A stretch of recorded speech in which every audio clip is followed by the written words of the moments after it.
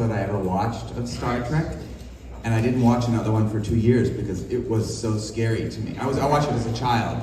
Oh, and right, of course. So it's kind of encouraging to hear that it frightened you too as children, and they didn't explain to you that you were going to be, and maybe not just that aspect, but the violence that you Not to me. inflicted. Not to me. Well, no, on the crew. I mean, you all went after the crew. What was that like as a kid to be able to go hit adults? It doesn't make sense. You remember where the lead, where she goes, "Look, it's happening to me too."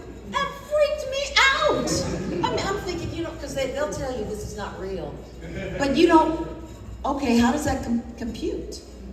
When Yeah, you're a remember she child? thought the dad was in the box and wanted to Right. the dad. Right. So I'm like, what's wrong? Are we all gonna get like that? Yeah, it was. They didn't tell us, and I'm sure there's a part of them was going, look at those kids. But I love jumping on those people. Right.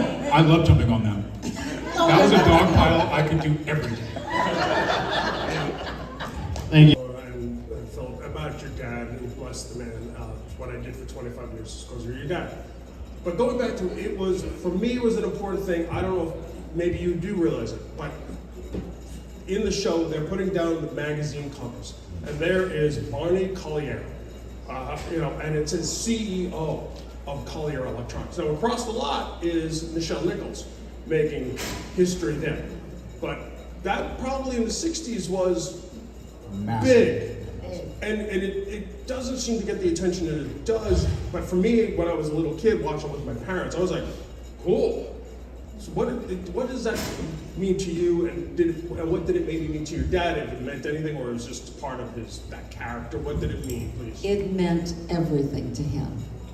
Dad would not play drug addicts. He wouldn't play drunks. He wouldn't play womanizers or anything that was negative. It was very important to him to inspire people, for people like you who would see a man of color being in that position so you could get used to it and believe it, for black kids to know that they could become that. That was everything to him. It was very important. And I'm so glad to hear that you as a white gentleman and the other gentleman as an Asian man were inspired by this black man to become engineers, because it goes back to how we've got to work together and inspire each other. No, thank you both for your dad. So thank you. Thank you. I guess you answered it. It's exactly what I was going to say. I used to watch Mission Impossible as a little boy with my mom.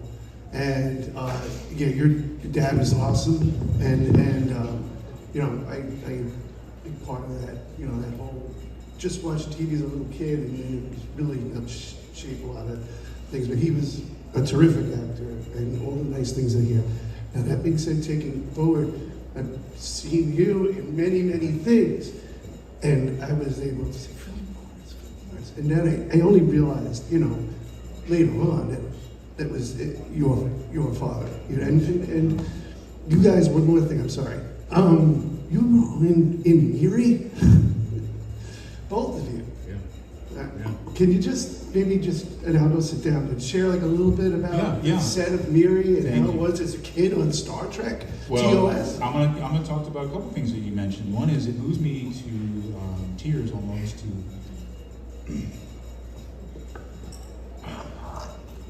to realize the penetration of fatherhood, not just with us, but with the world. And how rare that is, how special that is. I'm 66 years old. I feel this way today. I feel this way every day. Somebody asked me, they said, I ask a question to people about what gives you awe. I said, what doesn't give you awe? Because we grew up with a man who defied it all. He was in a society that did not want him. So when we hear these things, it moves us. It makes us know we're moving in the right direction. So I really, really honor what you guys have said.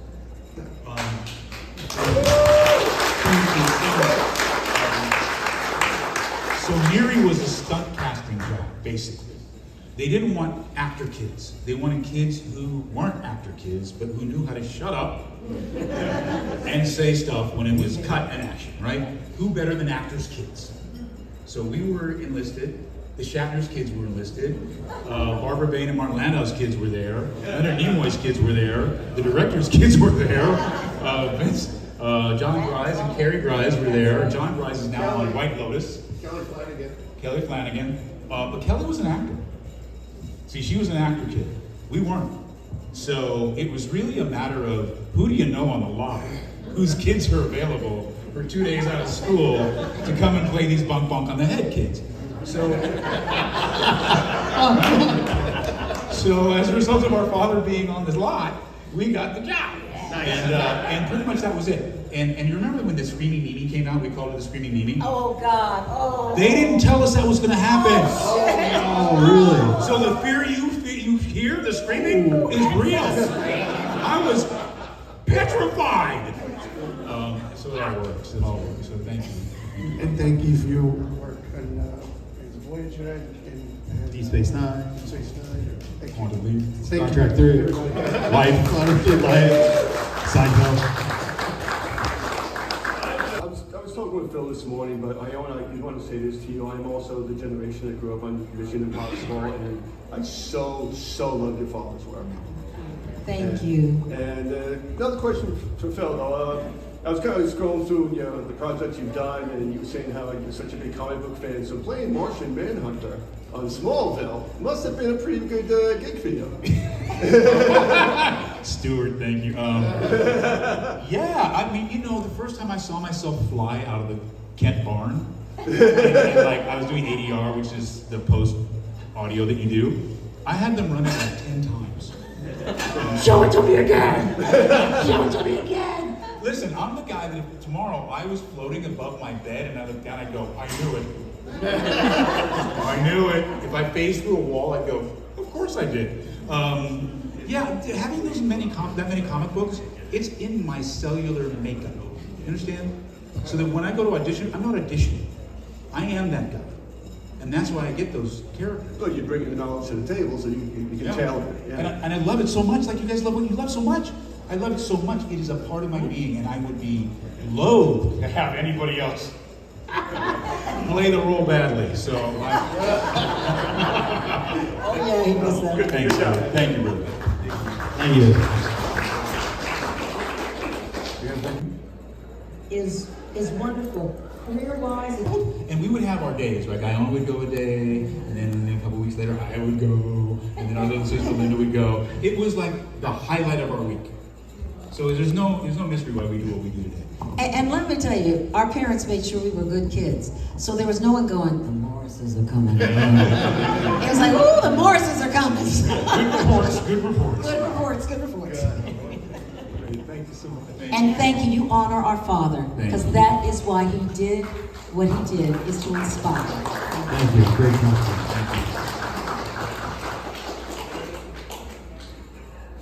Hi, questions for Iona. As you're probably aware, Iona is also the name island and pilgrimage site. And I was just wondering if you've been to the island or if there's any special reason why your parents picked the name of the Scottish island for you. It's also a college in New Rochelle where I College, grew up. right. Yeah. I haven't been yet, but I have plans to go. I am the firstborn. I was supposed to be a boy. So I was supposed to be Philip. I came out missing a few parts. And so they were trying to figure out a name, so they named me Iona Marie. Iona for my father's mother, Marie for my mother's middle name. So that's why. They had no idea. And then as I got older, I learned about Iona. You found the And island. the island, Okay, yeah. good, thank you. When you go, you should claim it. Excuse me, this is mine. Everyone out! Everyone out.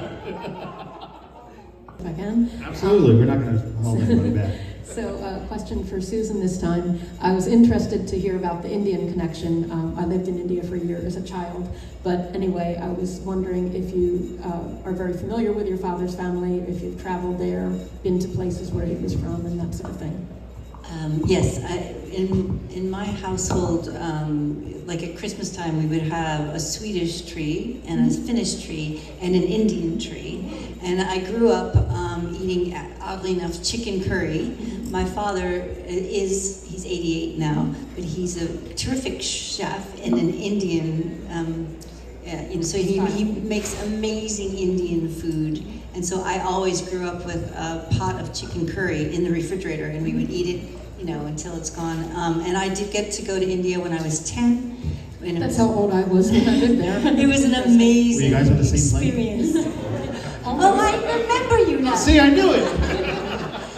No, but for me, to see my relatives, because my relatives in India, they also have a very diverse in terms of their skin color.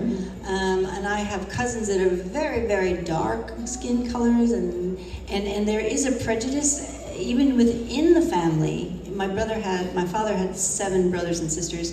Even within the family, my aunt was very fair-skinned, and then my other uncle was very dark-skinned, and within a family, you see favoritism that happens because of their skin color. And my father was born in Lahore before the partition, and his mother, my grandmother, was a Finnish school teacher from America. She was a poet, and she was brought over to India from the man she fell in love with, my grandfather, who was already married at the time. He actually was married 7 times in his lifetime in the beginning as a child, and all those 6 wives died, and so then they married him to a tree. This is strange.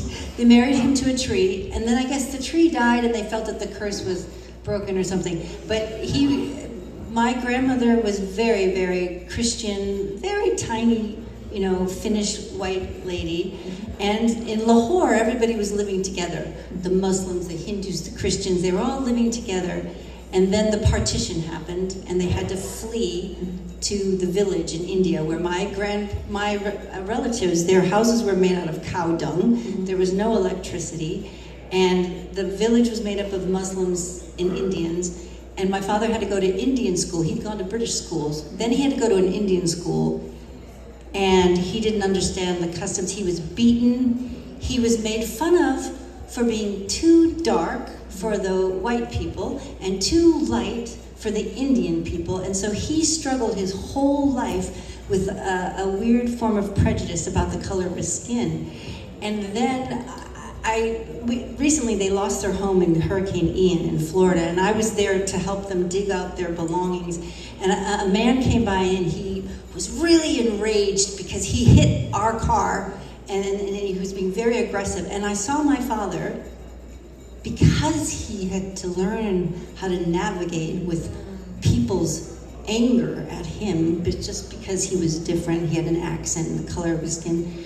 I saw him de-escalate this man, and I realized at that moment that he had been doing that his whole life. He knew how to go into a room and smile and just be gregarious. We weren't able to join the country club because my father was, when we moved to Ohio, until there was an Indian tennis pro, and then all of a sudden we were able to join the country club. Wait a minute, you play tennis? Come on, yeah. So anyways, I hope that answers your question. Yeah, that was fascinating. It's like a Yeah, that's a movie in great and of story. itself. Yes. Yes, yeah. Thank you. Thank you. Okay, I think we have time for. And again, fans of all of you, so thanks for being here. But Philly, you got to tell us about Seinfeld, how that come about, what was that like, and how did that change things for you? Is that part of you learning? I was wondering when Jackie was going to make an appearance. Got it by the end of it. Yeah, I know, right? We had a time limit. It was on our list, just so you know. I auditioned for Jackie. I had actually done an episode of Seinfeld prior that never aired. Actually, the episode aired, but here was the deal.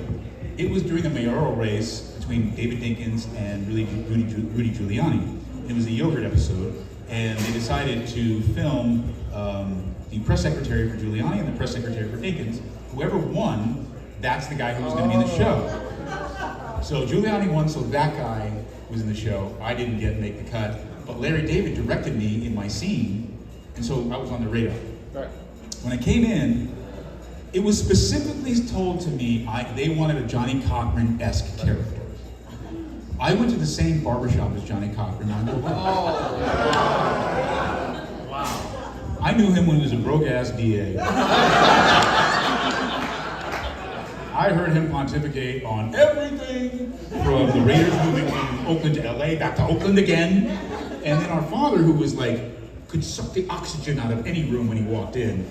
I mean, it was literally, you had Johnny Cochran and Greg Morris and Elgin Baylor and Wilt Chamberlain. I mean, these guys were in there talking life, right? And I'm this little knucklehead kid. So I'm just kind of making cliff notes, apparently, about it all. And so when they called me for the audition, I got this dude, right? Right? So I played a little Johnny Cochran, a little street corner preacher, a little Greg Morris, a little hustler. And I do my thing. And I'm doing my thing in the room, right? And Jerry says, stop. How good is that when somebody says stop in the middle of your audition? Not. He goes over to the thermostat. He turns the air conditioning up. He goes, man, you're so funny, you're making me sweat.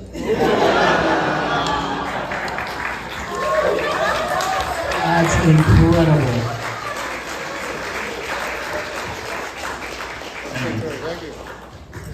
Before we go, can I say something to you guys? Well, I want you to know about Phil and I have a podcast. It's called The Vision is Possible. I want you to come on. I want you to come on our podcast. And it started from a one-night conversation, and now it's 2 years in. And we do it because we want to inspire everyone that you can make your vision possible. It's live every Wednesday night on YouTube. Come by our tables, but come to mine. And I just have printed out something. You can take it just so that you can follow us.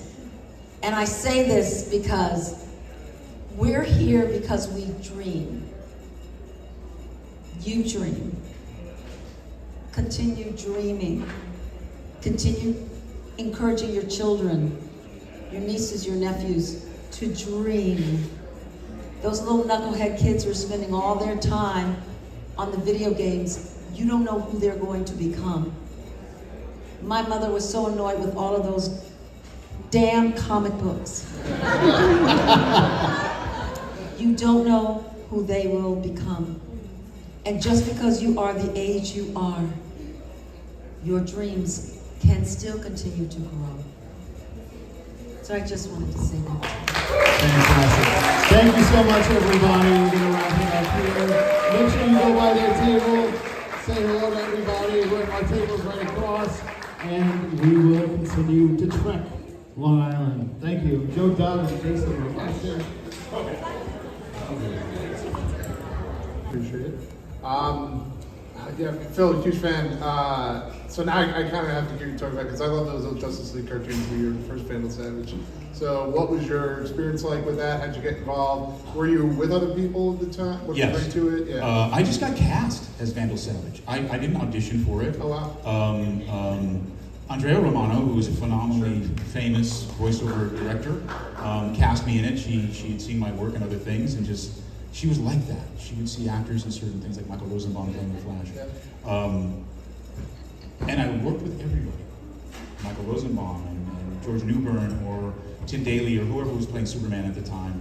So many wonderful actors. Alfred Molina was in it. I mean, Patrick Duffy was there. Fred Dreyer was. Everybody was in one big room. That doesn't happen that way much anymore. But we all worked together when I did those Justice Leagues.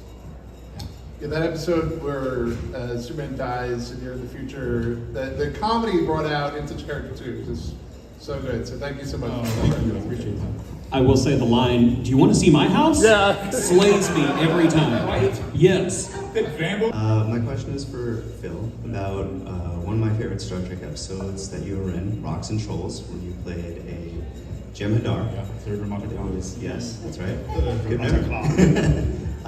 My question is, how did you get in the mindset of this character who was going through so much, and I'm sure it was in a relatively short time that you had to get Yeah, through it? when I auditioned for it, I had played a Klingon prior.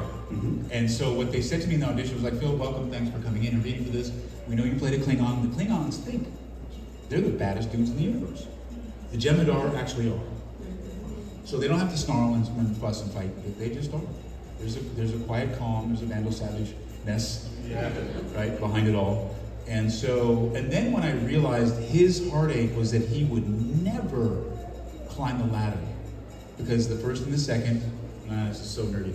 The first and the second... Go in, man. You're amongst friends. The first We're and the good.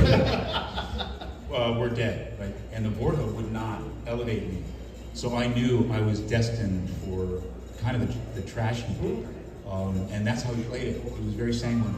He had a bit of ennui. You know, when he meets Cisco in the cave, and Cisco goes, "Look, we got you. You can't beat us. I'm telling you." What does my character say? My character says it's not up to me. Right. This was determined before I was born. If I go out, I go out. That's just how it's going to be. That's beautiful. It really There's was. not much acting involved with that. Just to say those words. The writing carries Star Trek in so many ways. And they'll tell you, if it isn't on the page, it rarely makes the stage. So it really does have to be on the page. And their writers are some of the best, as Mission Impossible was, to ever grace a television script. So thank you. Thank you.